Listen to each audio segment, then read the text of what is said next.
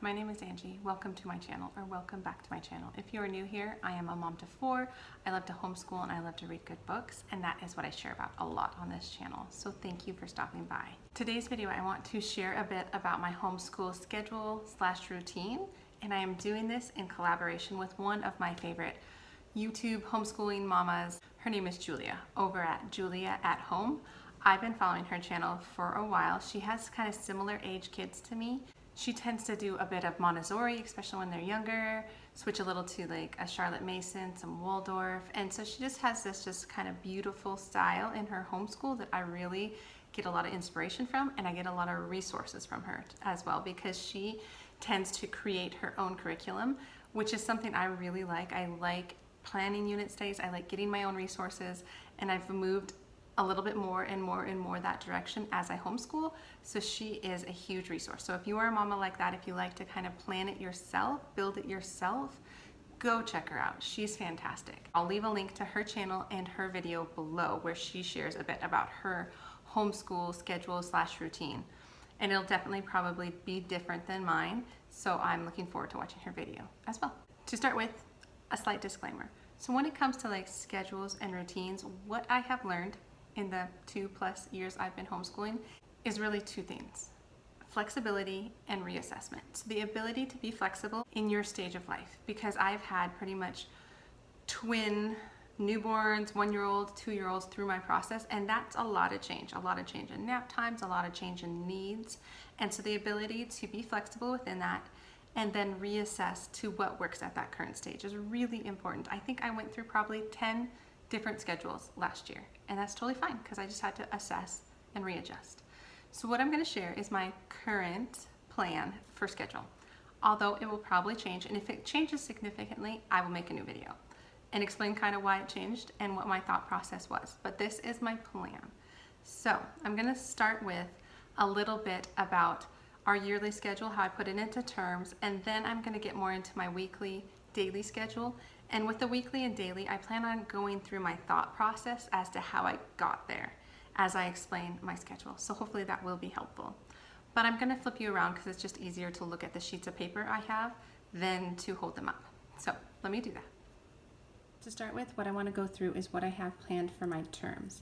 And so the first thing I had to do was look up our homeschool laws. We need 172 days at about 4 hours per day. I have the kids in an enrichment program that's once a week, so that's about 33 days.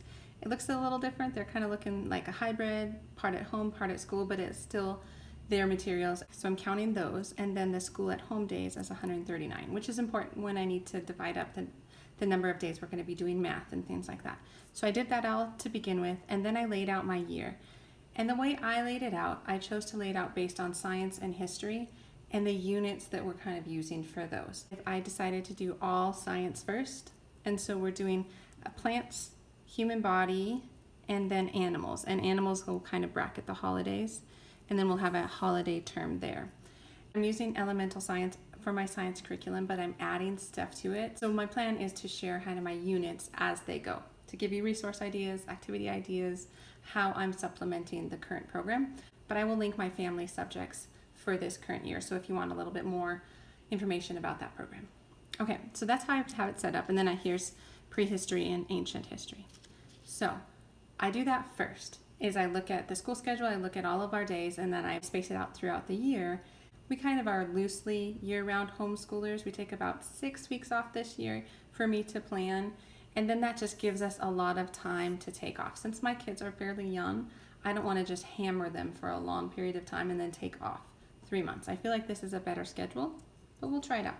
As for weekly and daily schedules, I'm going to show you what I ended up with, and then I'll work back through the process. So I ended up with kind of a block routine of breakfast and morning time, then chores in preschool, and that's chores for the big kids in preschool with the twins. And then we'll hop into skills, and each of my older kids will rotate playing with the twins.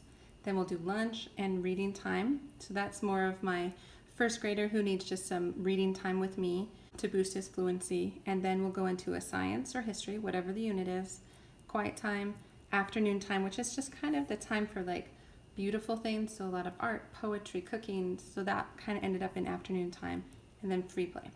So this is where my routine ended up. I had a few things to do first. And the first thing I did was I set up just a document where I was like, what am I teaching? What do I want to teach? And do those subjects loop or not loop? Are they part of kind of the morning time, or are they independent of morning time? And so that's what I did first, because there are so many different little things I wanted to do. So I wanted to make sure I got those all in a loose morning time loop. And I can share more about this because it's not exactly a loop like other people do. I do more loops within loops, I guess is a good way to put it. And then on the other side is kind of those skills, history, science, nature and field trips, which I'll explain in a second, and then that afternoon time subjects. So that's what I did first, is I split up my subjects to figure out where they're going to be. That helps me see about how much time we need. And so that's what I did next, is I took the idea of the skills needed for my kids. So what are we working on with a first grader and a kindergartner in those skills subjects? So you're talking math, reading, handwriting, things like that. And so I wanted to map it out. So for my first grader, you're kind of looking more at this. So I'm kind of showing you all my notes, but here is where I just wanted to work out about how long I would need to teach him. So I went through all of his programs. So like his Logic of English Foundation C program, C and D, to kind of figure out if I do about 3/4 of a lesson, and that should take us about 35 minutes. I'm not going to hold myself to that timer. I just wanted to understand about how long the whole chunk of skills section would take him. So I went through everything, logic, math, and then I also had an additional language arts sort of loop where we're doing a little bit of grammar, creative writing, and then I wanted to work out about how much independent work did he have. So he had like handwriting sheets, he had the math sheets after we did the work together, things like that. I wanted to map out for him to get about a total of his work in theory. So we'll see how this plays out. And then I did the same for my daughter who's in kindergarten, who has significantly less. I needed those numbers in order to figure out the flow of my day. So I wanted a rough sketch of that. I'm not planning on timing the kids or timing. I just wanted that so that I could set up some schedules. Again, these look very specific, but I wanted more to figure out my blocks.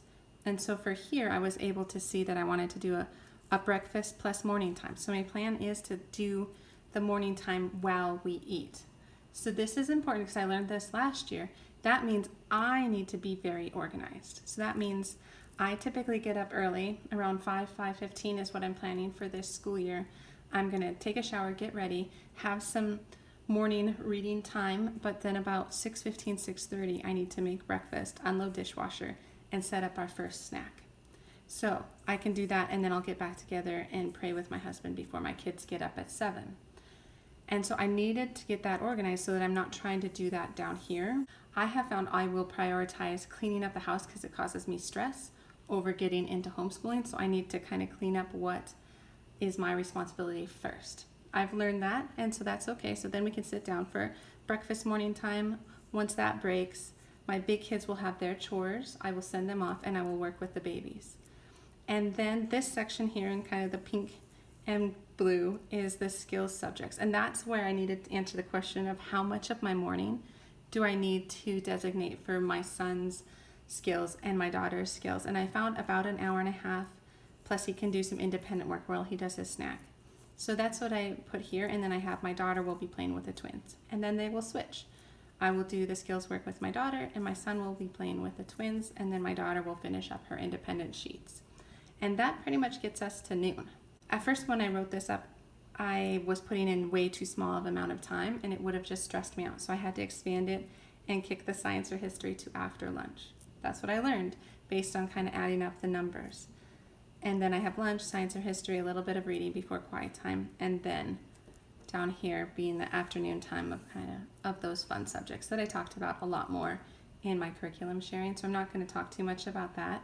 So really doing this helped me put this together. And then this is what I'm going to run my day off of, is more of blocks and routines than specific times. So that's my plan. And then I didn't mention kind of weekly, but that I have some weekly rhythms, like for instance, enrichment day is Wednesdays.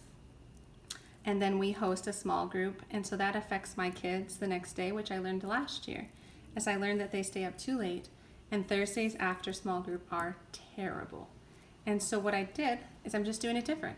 What I'm going to do is this day it's not a day off, but it's the day we do nature study or a museum day with the big kids. And then my in-laws will come and do preschool with the babies, and then we'll proceed with the rest of the day.